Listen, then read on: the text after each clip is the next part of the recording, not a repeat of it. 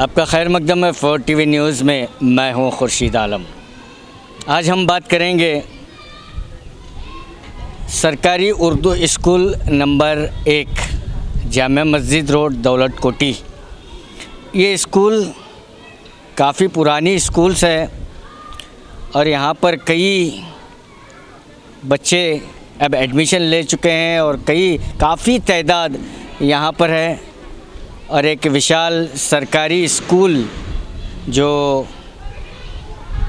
आज़ादी के बाद या आज़ादी से पहले इसकी बुनियाद पड़ी, इसकी पुष्टि तो मैं नहीं कर पा रहा हूँ, लेकिन यहाँ से जो बच्चे पास हुए हैं वो अच्छे तालीम याफ्ता होकर, ऑफिसर्स होकर, देश प्रेमी होकर, नेता होकर अपने खिदमात को अंजाम दे रहे हैं।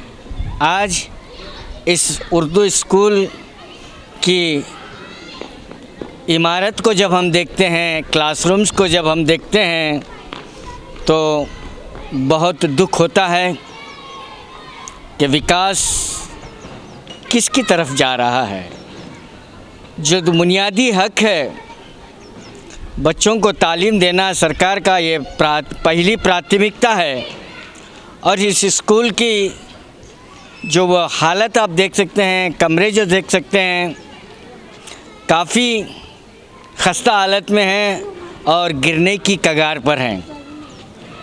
यहाँ के एचएम और एसडीएमसी के ज़िम्मेदारान, जो सरकारी प्रक्रिया होती है, जो सरकारी कामकाज जो होता है, जो सरकारी पेपर्स जो हैं पूरी तरह से तैयार करके सरकार तक पहुँचाए हैं और जो अधिकारी हैं, एजुकेशन डिपार्टमेंट के जो अधिकारी हैं, उन तक भी पहुंचाए हैं।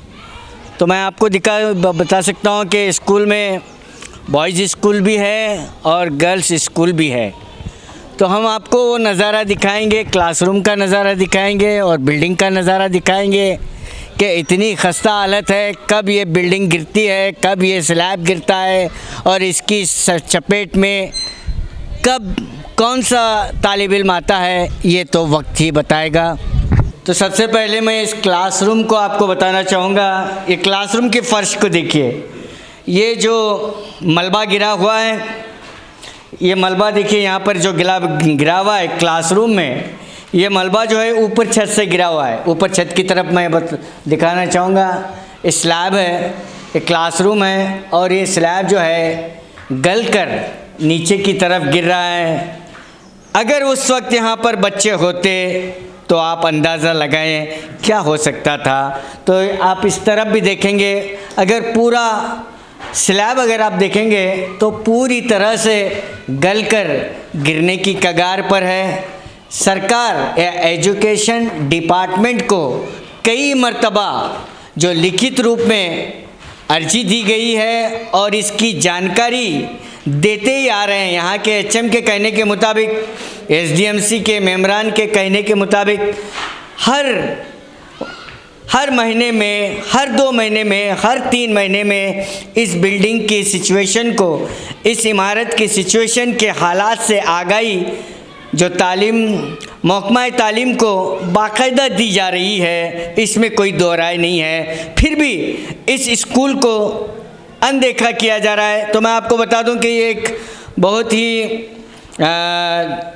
यहाँ पर जो है कई लोग रहते हैं जो गरीब हैं, वो लोग रहते हैं, उनके ख़ानदान रहते हैं और वो तमाम बच्चे, एक बड़ी तादाद में वो बच्चे इस स्कूल में दाखिला लेते हैं, उर्दू स्कूल में। तो बहुत से काफ़ी तादाद है इस स्कूल की, लेकिन स्कूल की हालत की बिल्डिंग आप देख सकते हैं।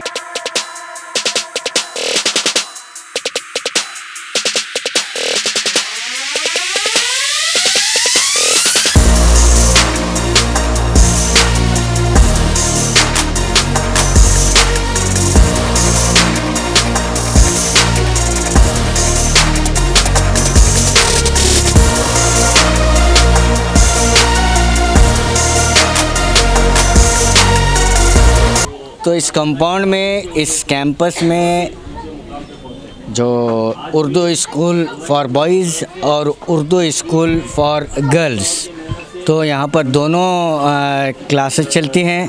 तो अब मैं जो ठहरा हुआ हूँ ये उर्दू बॉयज़ स्कूल नंबर 1 है।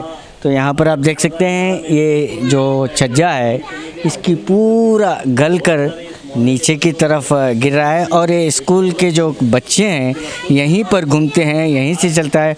और हेडमास्टर की भी ये देखिए उनकी भी कोशिश रही है कि इसे डेंजर जोन डिक्लेयर करके यहाँ पर जो है बैरिकेड लगाए हैं और यहाँ पर जो है उसको उस एरिया को कवर्ड किए हैं, उस एरिया को जाने से बच्चों को रोकने के लिए कोशिश किए हैं कि कहीं मलबा बच्चों के सर पर गिर ना पड़े।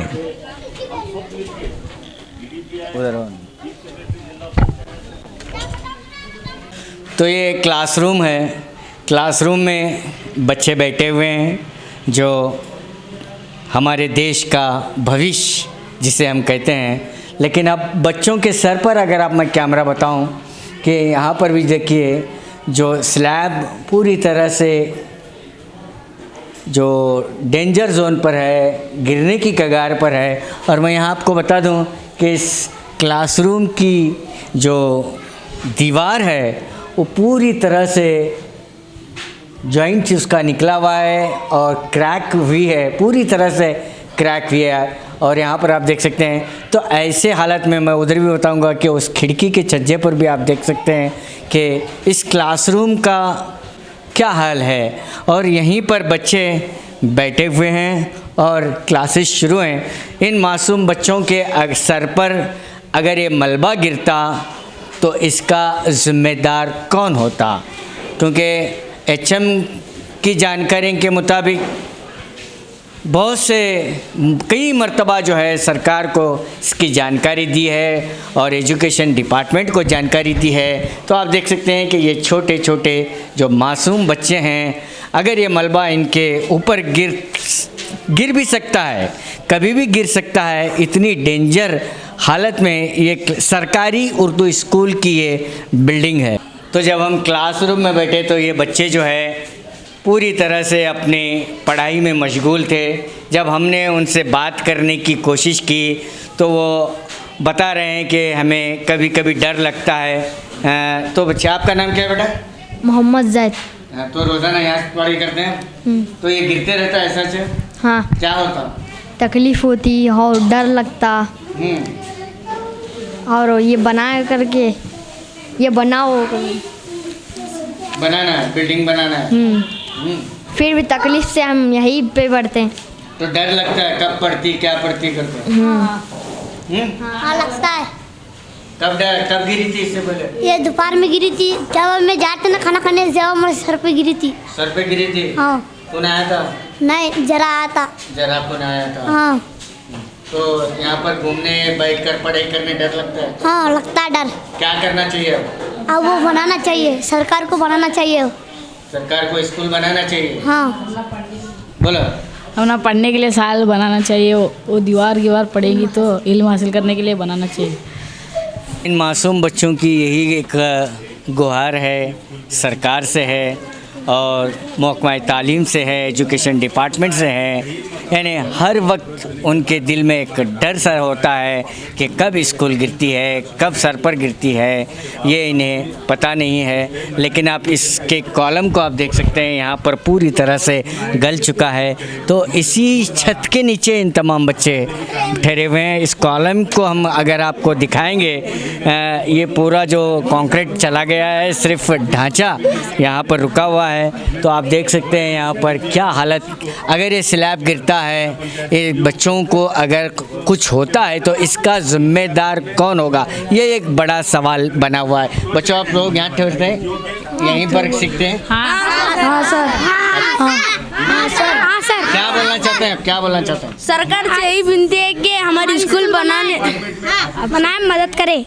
तो अब हम आप यहाँ पर पहुँचे हैं, ये मीर मौलिम यानी एचएम का ये जो ऑफिस है, तो यहाँ पर हम पहुँचे हैं। तो हम समझ रहे थे कि सिर्फ क्लासरूम डैमेज हुए हैं, लेकिन जब हम एचएम के ऑफिस में पहुँचे तो यहाँ का नज़ारा भी हम आपको बताते हैं कि ये स्लैब भी पूरी तरह से गल चुका है। आप देख सकते हैं कि यानी मानो कि पूरी बिल्डिंग जो है पूरी तरह से गिरने की कगार पर हमें नज़र आ रही है।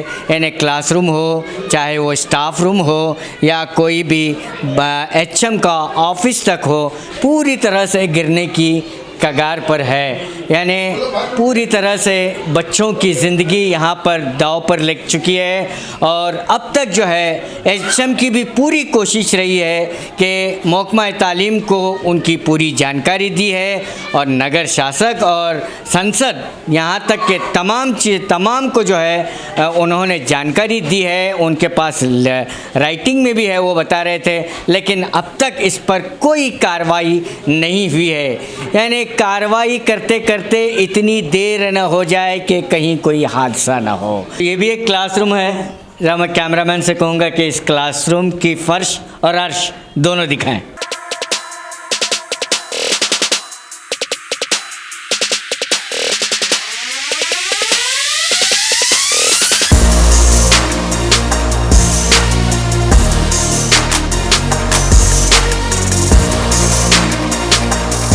तो आपने देखा कि एक स्कूल की सरकारी उर्दू स्कूल जो एक कदीम ज़माने से चलती आ रही है और यहाँ के लोगों को लिए एक बड़ी राहत है कि इस स्कूल में अच्छी तालीम दी जाती है और यहीं पर पढ़कर बड़े बड़े अफसरान और देशभक्त लीडरान बने हुए हैं।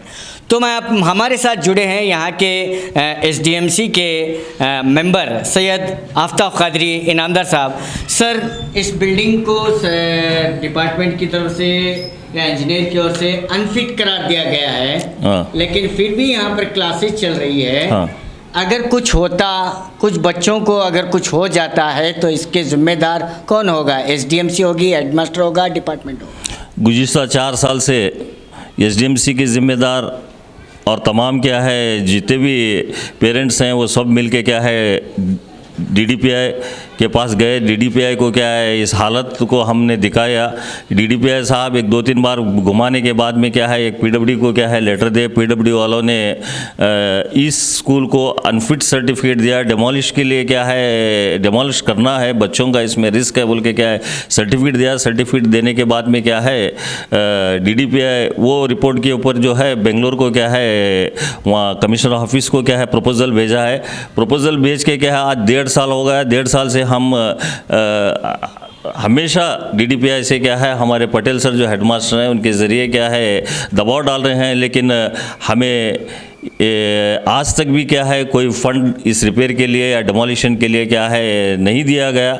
हालांकि बीजापुर सिटी को काफ़ी फ़ंड आ रहा है, लेकिन हमारे स्कूल को क्या है उसमें प्रोविज़न नहीं करे। ये बड़ी दुख और अफसोस की बात है और इसे मैं सरकार ज़िम्मेदार समझता हूँ इसमें, क्योंकि क्या है एक तालीमी इदारा है, ये सरकारी क्या है स्कूल है। सरकारी स्कूल में जो सरकारी बच्चे पढ़ते हैं बिल्कुल डिज़र्विंग बच्चे क्या है यहाँ पे क्या है तालीम हासिल करते हैं। और ये एक 1873 में शुरू हुई स्कूल है। अगला साल क्या है 150 साल ये स्कूल के क्या है पूरे होने वाले हैं। और यहाँ पे आप जैसे कहा कि जो है काफ़ी लोग यहाँ पे क्या है ऑफिसर्स हुए हैं, डॉक्टर्स हुए हैं, इंजीनियर्स हुए हैं और वो भी कॉम्पिटिटिव हुए हैं।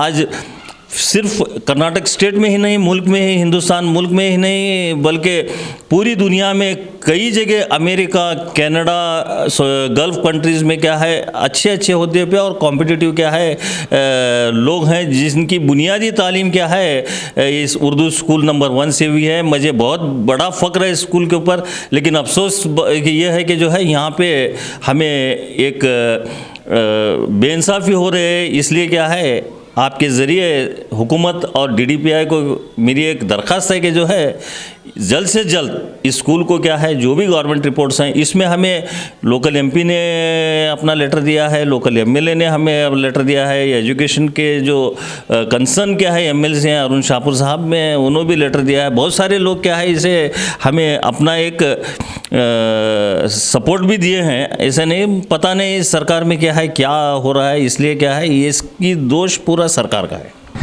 तो इस स्कूल के हालात हम आपको बताएं कि हमारी सरकारी स्कूल के हालत जो एक कदीम ज़माने में 1973 की स्थापना जो बता रहे थे वो, तो उस स्कूल की हालत आप देख रहे हैं तो मैं यही एक सवाल करूंगा कि इस बिल्डिंग को जो है अनफिट करार दिया गया है और फंड भी आया है और फंड आकर वापस गया है और फिर फंड रिलीज़ क्यों नहीं हो रहा, ये एक बड़ा सवाल है। और इस बच्चों में अगर इन बच्चों को यहाँ पर एक कोई जो हादसा, कोई भी हादसा होने से पहले एजुकेशन अफसर जो है इसको दुरुस्त करें और एक बड़ा हादसा होने से रोक सकते हैं। कैमरामैन रऊफ़ के साथ मैं खुर्शीद आलम, 4TV न्यूज़ बीजापुर। मुझे तो बस हो गया है, रोज़ तरकारी वालों का इंतज़ार करूं, फिर दाम कम करने के लिए उनसे रिक्वेस्ट करूं।